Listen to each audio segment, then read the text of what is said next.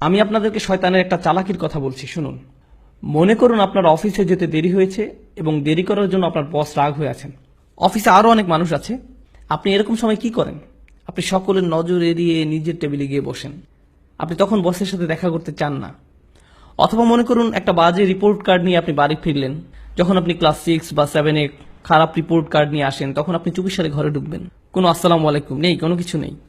চুপিসারে ঢুকে আপনি ঘুমের ভান করে পড়ে রইলেন। মা যদি জিজ্ঞেস করে আজকে স্কুলে কি হলো, আপনি তখন বলবেন তেমন কিছু না। আপনি যখন কাউকে হতাশ করেন তখন তার থেকে দূরে দূরে থাকেন, এটাই স্বাভাবিক। এই ক্ষেত্রে যখন আমরা অশ্লীল কাজ করি, নিজেদের উপর জুলুম করি, তখন আমরা কাকে হতাশ করি? আল্লাহ আজ্জা ওয়া জাল্লাকে। আপনি আল্লাহকে অসন্তুষ্ট করেন, শয়তান তখন এর সুযোগ নেয়। আপনার কাছে এসে সে বলে, তুমি এখন আবার সালাহ পড়তে যাবে? ভণ্ড, তুমি এসব অশ্লীল কাজ করে এসেছো, এখন আবার একটা ক্লাস করতে যাবে?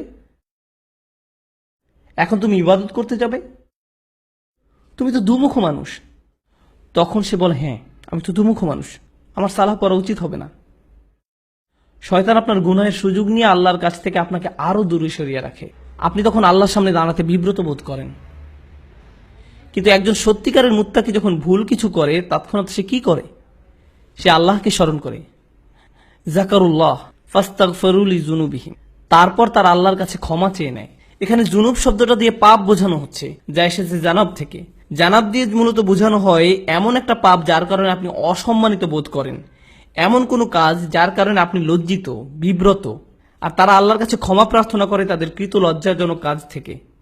ওমা ইয়াগফিরুয যুনুবা ইল্লাল্লাহ, আল্লাহ ছাড়া আর কে গুনাহ ক্ষমা করতে পারেন?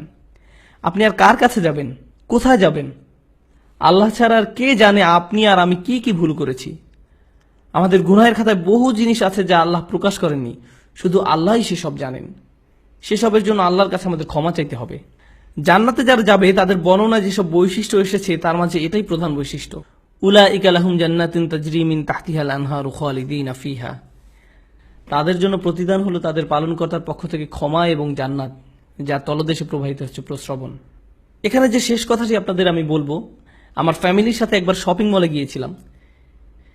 সেখানে এক মা তার ছেলেকে ভীষণ বকা দিচ্ছিলেন, আর ছেলেটা চিৎকার করে কাঁদছিল।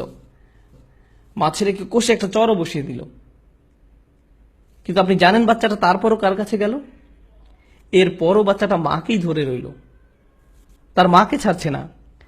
চারপাশে সব কিম্ভূত কিমাকার বিশাল বিশাল অচেনা মানুষ, সে তাদের কাছে যেতে চায় না।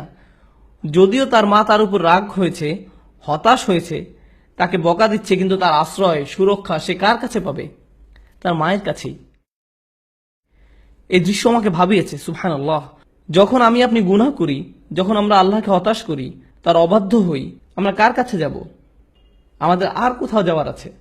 আমাদের আর কোথায় যাওয়ার আছে? তাই আমরা আল্লাহকে অসন্তুষ্ট করলেও, আর আল্লাহ আমাদের যেমন দেখতে চান তেমন আমরা হতে না পারলেও, সত্যিকারের মুত্তাকি কখনোই আল্লাহর উপর আশা হারায় না। আল্লাহর উপর আশা হারানোর অনুমতি তিনি আমাদের দেননি। লা তাকনাতু মির রাহমাতিল্লাহ, সত্যিকারের মুত্তাকি কখনোই আল্লাহর উপর আশা হারায় না। আল্লাহর উপর আশা হারানোর অনুমতি তিনি আমাদের দেননি। এই আচরণ আমাদেরকে রপ্ত করতে হবে।